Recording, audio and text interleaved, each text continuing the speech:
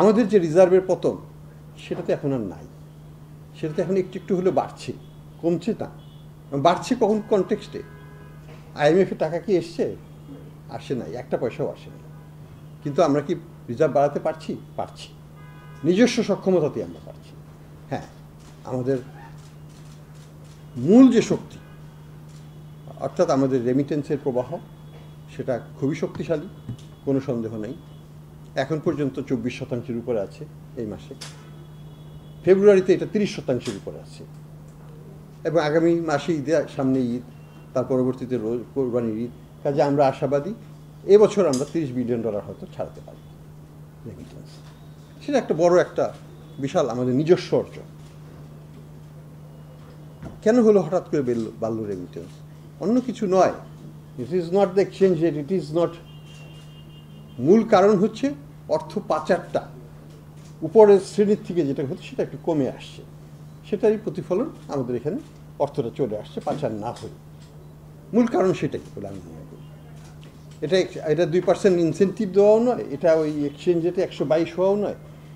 যে যার টাকা পাঠানো সে সেই টাকাই পাঠাচ্ছে, কিন্তু ডাইভারশনটা কমে গেছে, ফলে রিটেনশনটা বেড়েছে, এবং আমরা সেটার প্রতিফলন দেখতে পাচ্ছি।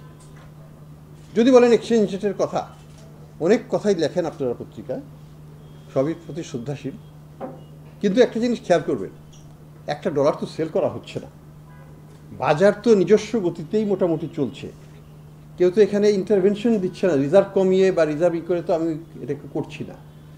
দ্বিতীয় হচ্ছে, আপনি কার্ড মার্কেটে যান, আজকের রেট আমার এক ফ্রেন্ড বললো 123.50 টাকা সে কিনেছে। তাহলে পার্থক্যটা কোথায়? আপনার কার্ড মার্কেট আর ইন্টার ব্যাংকে যদি রেমিটেন্স পাঠান 121.50 টাকা, সাথে 2.5% যোগ করেন, 124 টাকা হয়ে যাবে।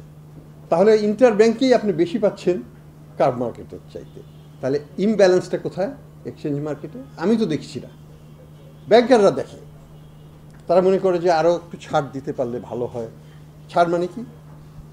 এখানে একটা সমস্যা আছে, আমাদের কিছু এগ্রিগেটার্স জমেছে দুবাইতে, নিঃসন্দেহে তারা ম্যানিপুলেট করার চেষ্টা করছে। তারা এগ্রিগেশন।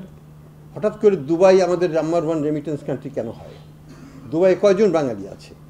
বাঙালিরা তো বেশি আছে সৌদি আরবিয়াতে। তারা কেন এখন 1 নম্বরে নাই, যেটা চিরকাল ছিল? এগ্রিগেটাররা সেখান থেকে কিনে এনে দুবাই থেকে নিয়ে তারা এখানে স্পেকুলেশন করার চেষ্টা করে। আমরা কি সেটাকে প্রশ্রয় দিব? আমার কাছে এক কূটনীতিক এসেছিলেন যে আমরা কেন একটা বিশেষ কোম্পানি থেকে ডলার কিনছি না।